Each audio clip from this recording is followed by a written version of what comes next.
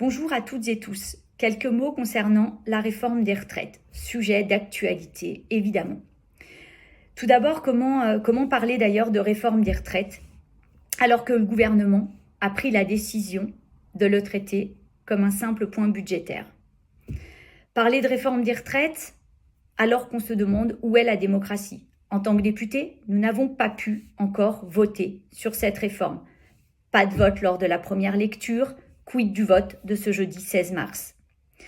Et comment peut-on parler des retraites alors que nous n'avons pas du tout abordé le travail, abordé l'assistanat? Il s'agit d'en demander encore plus à ceux qui travaillent déjà. Bref, cette réforme des retraites en tant que telle est proposée par le gouvernement et elle est sur la table depuis plusieurs semaines. Nous allons également devoir nous proposer d'ici quelques jours. Je tiens vraiment du coup à vous partager mon ressenti, à vous partager ma vision de cette réforme, de ces propositions, pour que vous sachiez à quoi vous en tenir par rapport à mon avis. Vous réexprimez mon avis que j'ai déjà pu vous exprimer il y a quelques semaines, où je vous avais déjà expliqué que je souhaitais que cette réforme évolue, qu'elle devienne équitable et acceptable par les Français.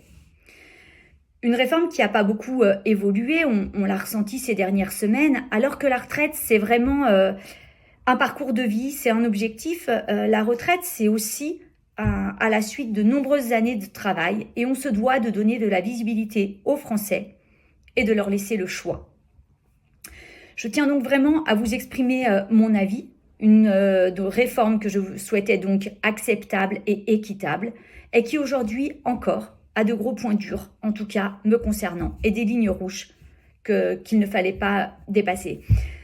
Comment accepter une réforme qui n'évolue pas sur la fraude des pensions versées aux étrangers, sur la pénibilité, sur les fins de carrière, ou encore elle n'évolue pas sur le cumul emploi-retraite?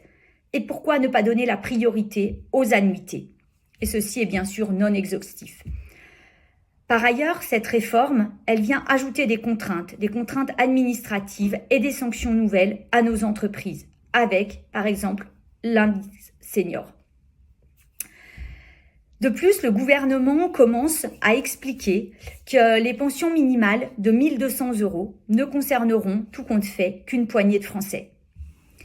Et enfin, lors des calculs et au vu des différentes propositions, on s'aperçoit que cette réforme, qui a été lancée pour venir maintenir notre système par répartition, eh bien, on n'ira pas plus loin que l'horizon 2030 parce qu'après, budgétairement, ça ne change rien. Mon rôle de député, je le dis souvent, et pour moi, c'est primordial, tout le monde devrait le voir comme ceci, c'est vraiment de vous écouter, c'est d'être là pour les citoyens. On a été élus pour ça. Vous représentez lors des décisions dans l'hémicycle pour les évolutions, les propositions de loi. J'ai pu ces dernières semaines vraiment échanger, vous rencontrer, j'ai lu également beaucoup de vos messages. Nous avons partagé du quotidien, nous avons partagé des temps sur les événements où systématiquement, tout le monde me faisait remonter la même chose. La majorité des Français ne veulent pas de cette réforme des retraites, ne s'y retrouvent pas. Oui, une réforme, tout le monde le dit. Oui, il faudrait une réforme, mais pas maintenant et pas comme ça. Je me dois d'entendre, je me dois d'intégrer ceci, même si j'en étais déjà convaincue.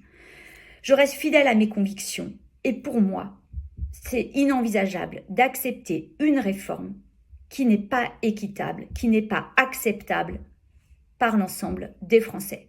Je voterai donc contre cette réforme des retraites. Merci, belle journée à toutes et tous.